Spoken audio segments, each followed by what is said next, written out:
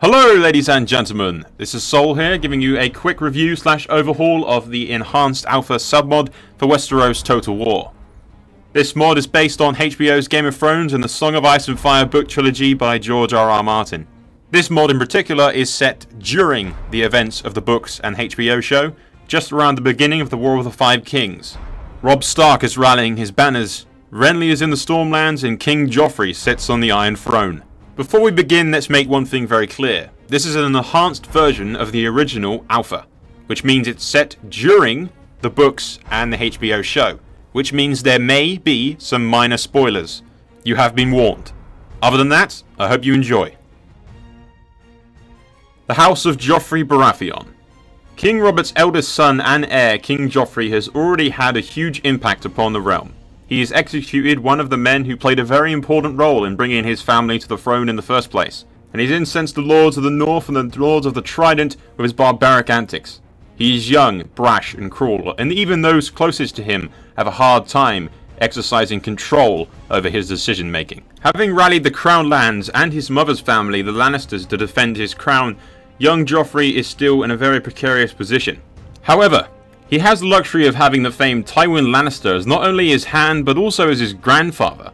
With a stewed man like that in charge of his military forces, the chances of victory increases exponentially. House Lannister. Joffrey Baratheon, son of the late King Robert Baratheon and Cersei Lannister, has taken the Iron Throne in the events of his father's untimely death. Upon taking the throne, this young king took it upon himself to order the execution of Eddard Stark, thus igniting the current conflict. With powerful allies and family members, the Lannisters are firmly entrenched as the first family of Westeros.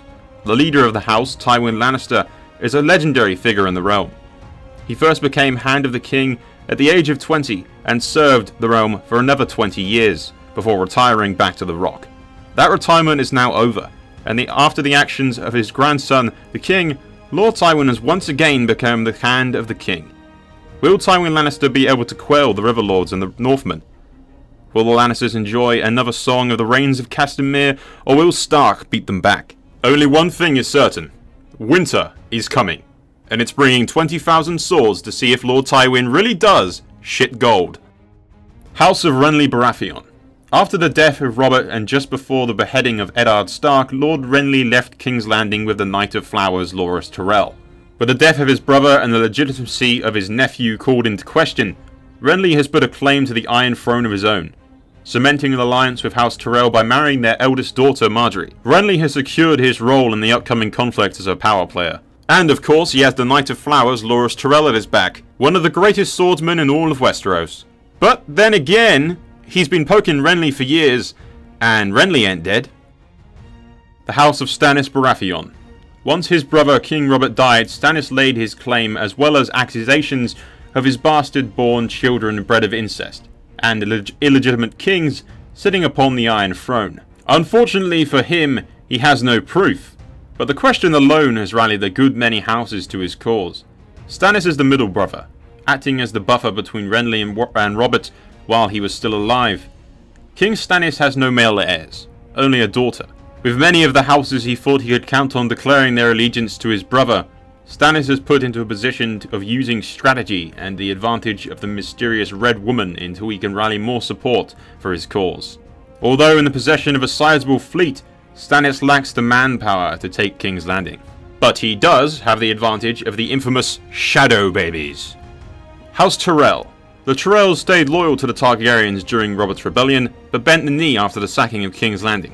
Rallying around Renly, the Tyrells add their formidable force to the already mounting power of the charismatic king. With the recent marriage alliance, House Tyrell stands to gain much if a victory is secured. What will the future hold for the Tyrells? Will Renly prove to be victorious, thus making the Tyrells royalty once again? Or will one of Renly's many foes defeat him and thus serve as a devastating blow to the haughty ambitions of Highgarden? House Martell. Prince Doran Martell is a very cautious man. With that being the case, he is watching the events of Westeros very intently from his place at Sunspear. Biding his time and carefully planning, He will not wait very much longer to enter the fray.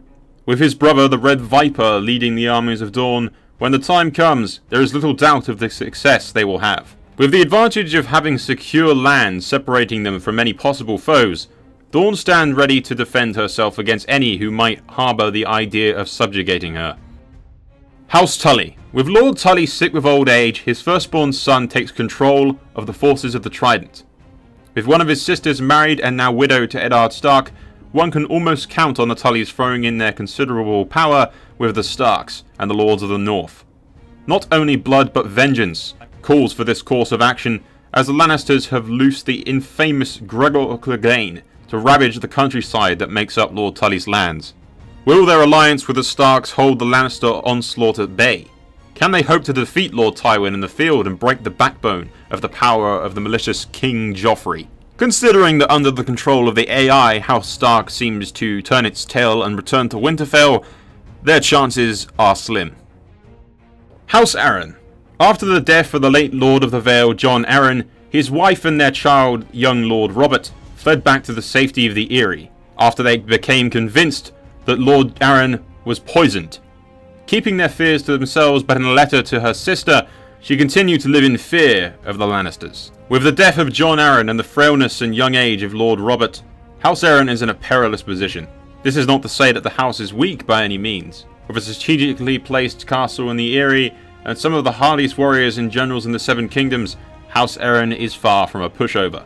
Although there are blood connections between the Starks and the Arryns, the late wife of Jon Arryn has become hesitant to commit any forces to the upcoming battle, choosing to stay home and defend the Vale. The Knights of the Vale will stay in the Vale. Or, under the command of the AI, the Knights of the Vale will come out of the Vale and kick your ass. House Greyjoy. Balon Greyjoy is bold if nothing else. He attempted the rebellion 9 years ago that was quickly quelled. King Robert and Eddard Stark led the attack on the Iron Islands, where 2 of Balon's 3 sons were killed in the fighting, and the third and the youngest, Theon Greyjoy, was taken as a ward and sent to Winterfell in the care of House Stark. The Ironborn hold no love for the North, or those who reside in King's Landing, being much too free-willed to truly submit to either. Although in the upcoming conflicts, sides must be drawn and alliances must be forged even with ancient enemies. Although with a house that's motto is pretty much, we'll steal your shit, it's probably not a good idea to trust them. House Stark. Eddard Stark, Lord of Winterfell, Warden of the North and Hand of the King, has been executed for treason on the steps of the Great Sept.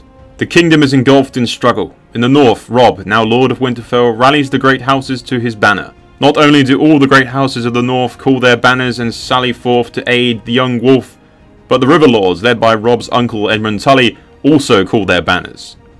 What will the future hold for House Stark? With his father murdered and his sisters lost to him, will the young wolf be able to defy all odds and defeat the Lannisters? Or will the Iron Throne and the Lannisters crush the uprising before it begins? Winter is coming. And we'll end this here. I hope the backstory behind this mod is enough for you guys to go out and give it a shot. You will of course need Medieval 2 and Kingdoms expansion in order to play it. If you'd like to see any playthrough footage, tons can be found on my personal channel, SoulGamesInc, which is the unofficial hub of Westeros Total War. If you're interested in that, I'll leave a link to my personal channel under the video description. Thank you for watching. Don't forget to like, thumbs up and subscribe. That's all for now. Soul out.